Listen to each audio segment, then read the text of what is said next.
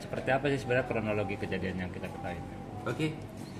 Bermula dari ketelitian dan kejelian dari penyidik Polres Langkat terhadap adanya kejanggalan ketika kita mendatangi TKP pembakaran, kemudian melaksanakan interogasi kepada para saksi.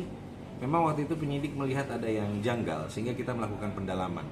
Awal mulanya saksi yang melihat peristiwa tersebut menyampaikan bahwasannya melihat adanya seseorang yang berlari keluar dari dalam masjid mengarah ke arah perkebunan. Kemudian atas kecurigaan dari saksi tersebut, saksi kemudian masuk ke dalam masjid, kemudian melihat apa yang terjadi di dalam masjid. Ternyata ada satu kamar tidur tempat marbot itu yang terbakar. Setelah itu dia memberitahu temannya yang piket jaga malam juga untuk kemudian melihat lokasi juga, kemudian mendengar teriakan minta tolong, mendobrak pintu dan melakukan pertolongan. Awal mulanya ceritanya seperti itu, tapi ternyata berdasarkan kejanggalan dan ketelitian serta kejelian dari penyidik, ternyata cerita yang dibangun itu adalah cerita yang manipulatif dan direkayasa oleh saksi. Ternyata saksi sendirilah yang melakukan perbuatan pembakaran tersebut. Dari hasil perkembangan penyelidikan sampai hari ini seperti apa kamu? Oke.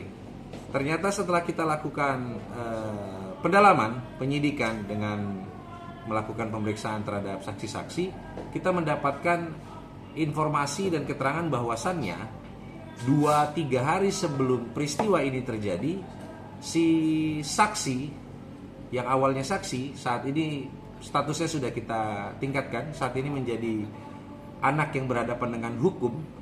Jadi 2-3 hari sebelum peristiwa, ABH berinisial FAD ini melakukan pembelian BBM berjenis Pertalite dengan meminta tolong kepada santri junior untuk membelikannya dengan alasan lain, bukan untuk alasan melakukan tindak pidana, bukan.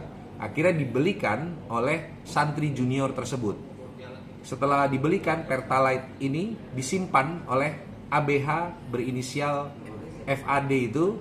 Kemudian 2-3 hari berikutnya kebetulan si ABH ini dia piket jaga malam di sana. Nah, ketika piket jaga malam, dia melihat korban ini lengah sedang tidur di dalam kamar tidur marbot di dalam masjid.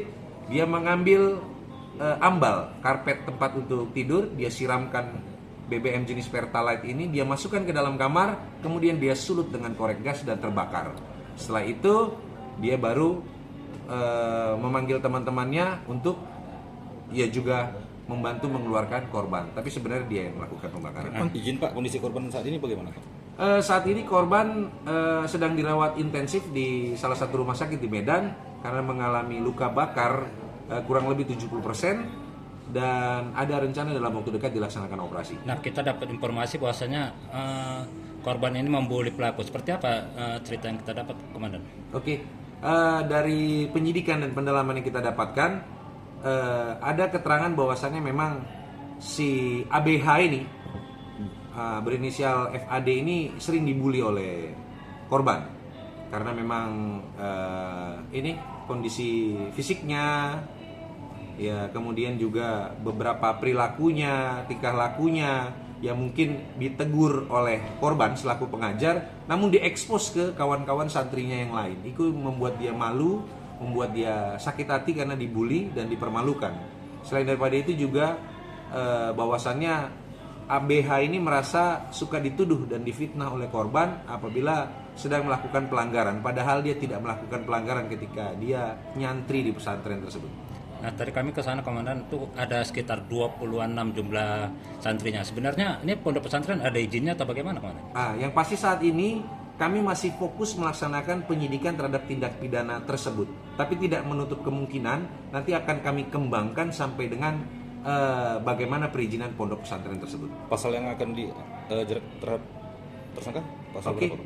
Saat ini konstruksi pasal yang dibangun oleh penyidik adalah pasal 187 KUH Pidana Junto Undang-Undang 11 tahun 2012 tentang Sistem Peradilan Pidana Anak.